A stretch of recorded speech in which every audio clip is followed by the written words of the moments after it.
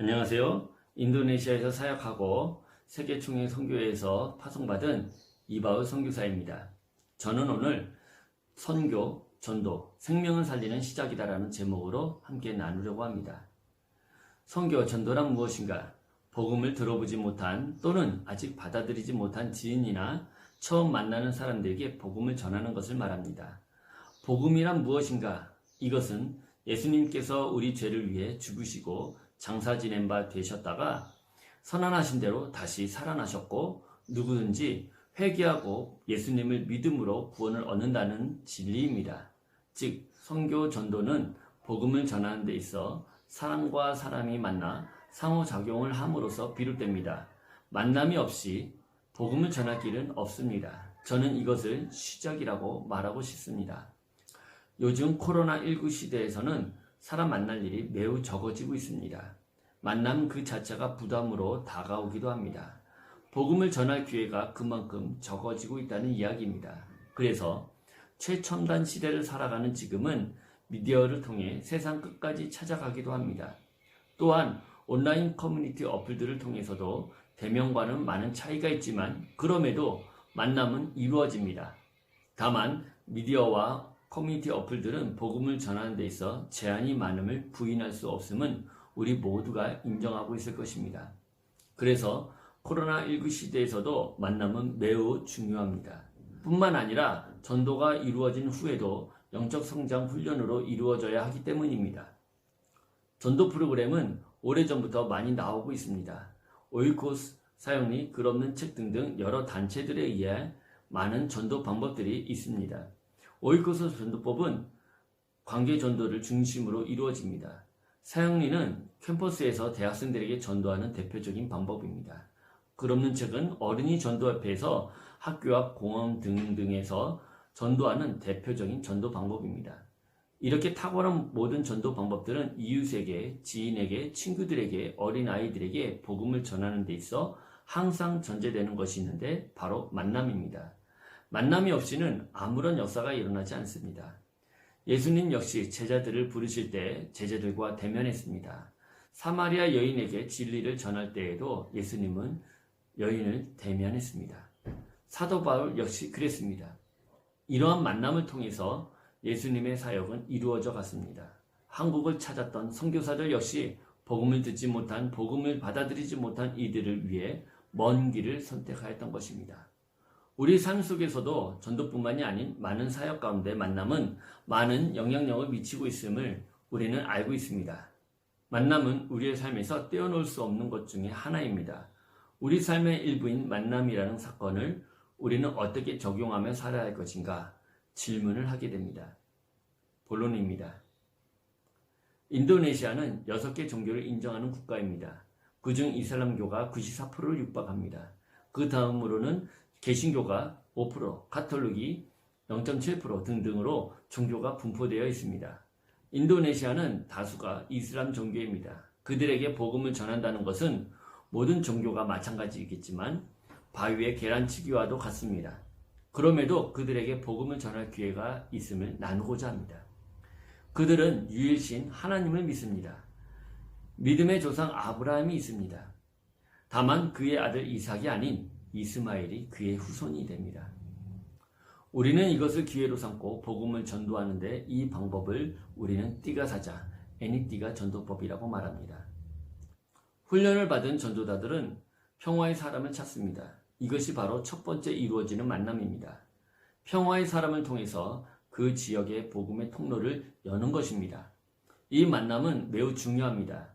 무슬림 마을에 정착하느냐 마느냐의 결정이 평화의 사람을 만나느냐 못 만나느냐에 결정되기 때문입니다.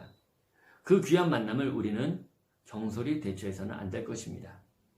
그 과정 중에 우리는 믿지 않는 사람들의 기본적인 세계관을 언급하는 것이 필요합니다. 복음 제시는 복음 진리를 담고 있어야 하며 또 그 복음이 사람들의 세계관에 적용되어야 합니다. 예를 들자면 정령 숭배자들을 위한 복음은 무엇입니까? 예수님의 능력으로 모든 영을 이긴다입니다.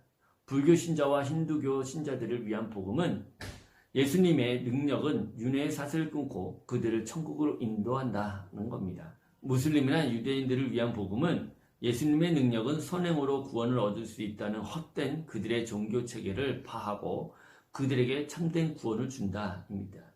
포스트 모던주의자들을 위한 복음은 예수님께서 참되고 영원한 해답이시며 예수님만이 그들의 삶을 진정으로 변화시켜 주신다는 것입니다.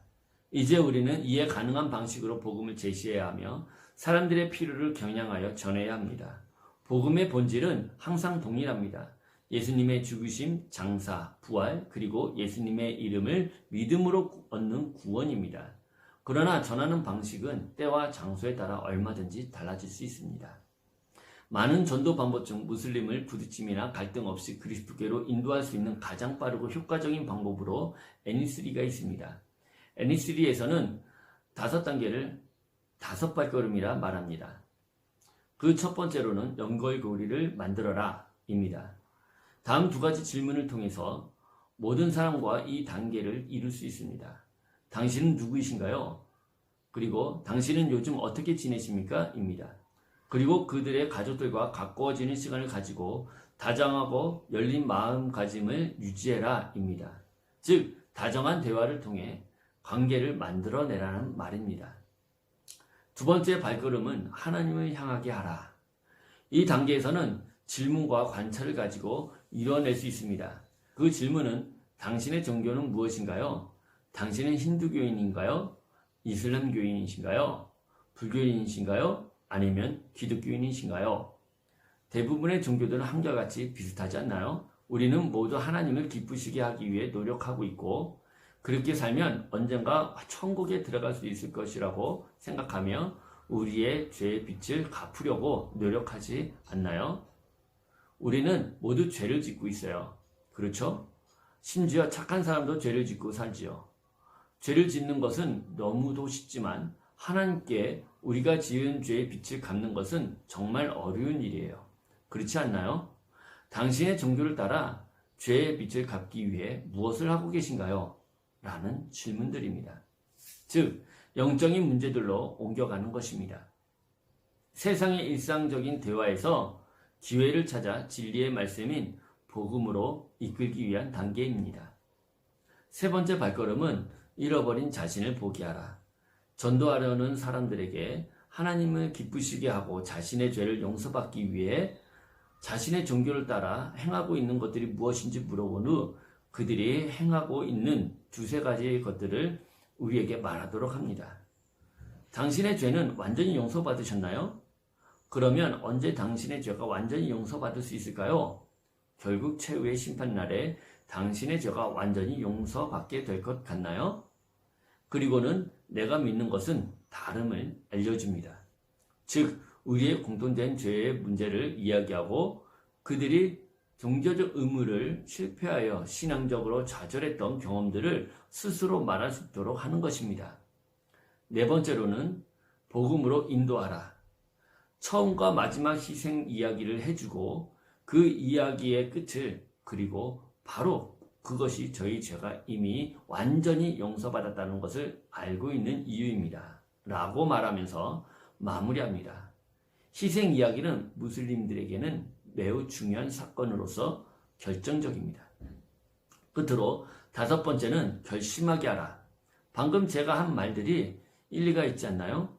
당신은 예수께서 우리 죄를 위한 희생제물로 죽으셨고 또한 그 죽음으로부터 부활하셨다는 것을 믿으시나요? 라는 질문으로 결심하게 합니다.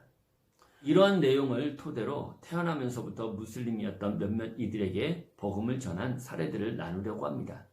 현지인이 운영하는 한국 식당에서 대학생처럼 보이는 여학생이 식사 중이던 우리 옆 테이블에 앉아 식사를 했습니다. 아내와 나는 음식 맛에 관한 이야기를 나누고 있던 중 한국에 관심이 많았던 여학생이 관심을 갖고 우리에게 다가왔습니다. 우리는 이때를 놓칠세라 친절하게 반응하였고 한참을 이야기 나누던 중 복음을 전하기 시작했습니다. 그 여학생은 예수님을 믿고 싶다는 의사를 표현했고 후로 일반 서적처럼 보이는 성경을 전하였습니다.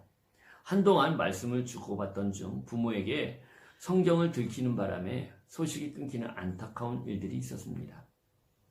그리고 인적이 드물고 아주 작은 구멍가게를 힘겹게 유지하며 살아가는 이부 양양을 기도하던 중에 만나게 되었습니다. 6개월을 교제하던 중 하나님의 때에 복음을 전하였고 그 역시 예수님을 믿겠다고 하였습니다. 그 후로 말씀 한 구절씩 나누고 있습니다. 다만 가족들의 눈을 피해 조심하며 다가가는 중입니다. 또 한 번은 길 잃은 척 구멍가게에서 쉬며 이야기를 나누는 중 이브리스가 우리에게 다가와 친절을 베풀었습니다. 그 즉시 그의 집에 들어가게 되었고 1년을 교제하던 중 복음을 전하였습니다. 다만 안타깝게도 복음을 받아들이지는 못했습니다. 그리고 이브리라의 딸과 만난 지 1년이 되던 해 결혼을 했고 분가한 그의 집으로 찾아가서 교제하던 중 복음을 전하게 되었고 긍정적으로 받아들이게 되었지만 주변의 눈치를 보는 상황입니다. 그 외에도 여러 사례들이 있으며 아직 복음을 전하지 못한 이들에게 예수님의 이름으로 축복하며 기도할 수 있는 관계가 형성되어 감사할 따름입니다. 하지만 이것이 전부는 아닙니다. 복음을 전하고 들어간 자리에 한국으로 따지면 주민센터와 같은 곳에서 찾아와 복음을 전하고 갔는지 확인하는 일들이 있었습니다. 만약 그들이 복음을 전하고 갔다라고 했을 경우 우리는 그 마을에 다시는 들어갈 수 없을 뿐더러 추방의 위기에 닥칠 수도 있습니다. 19세기에 서양 선교사들이 중국에 도착했을 때 그들은 돌벽에 부딪힌 담을 깨달았습니다. 그들의 외모, 푸른 눈, 노랑머리, 하얀 피부만으로도 무식한 농부들을 놀라게 하기에 충분하였기 때문입니다. 더 나은 칭호를 찾지 못해 그들은 선교사들을 양이라고 불렀습니다. 지식층들은 선교사들을 노골적으로 적대시하였습니다. 이러한 위험을 감수하면서 복음을 전하는 이유가 무엇일까요? 그것은 바로 예수님께서 원하고 바라는 것이기 때문입니다. 우리는 이것을 예수님의 비전이라고 부릅니다. 끝으로 이 전도 방법 또한 여러 전도단체들에 의해 적용되고 있는 탁월한 전도 방법 중에 하나입니다. 가장 중요한 것은 어떻게 이 전도 방법을 아직 복음을 듣지 못한 이들에게 사용할 수 있는가입니다. 그것은 바로 만남입니다. 만남은 많은 용기를 필요로 합니다. 만약 복음을 위한 만남이 아니라면 매우 쉬울 것입니다. 희희낙낙거리며 웃다가도 속상한 일 또는 불이익을 당한 거나 불편해진다면 헤어지면 그만입니다. 하지만 우리는 그럴 수 없습니다. 불이익을 당할지라도 서운한 일, 속상한 일이 생긴다 할지라도 손해보는 일이 있다 할지라도 우리는 끝까지 그들과 만남을 끊을 수 없습니다. 이것이 복음 전도자가 겪는 아픔입니다. 왜냐하면 우리는 복음을 전해야 하기 때문입니다. 예수님의 비전이기 때문입니다. 이 아픔으로 인해 결국은 예수님께서 바라시는 열매가 맺고 기쁨이 될 것입니다. 그래서 오늘도 우리는 만납니다. 예수님의 비전을 실천하기 위해 생명을 살리기 위해 예수님의 말씀 따라 나아갑니다. 그것이 예수님의 기쁨이고 바로 우리의 기쁨이 됩니다. 감사합니다.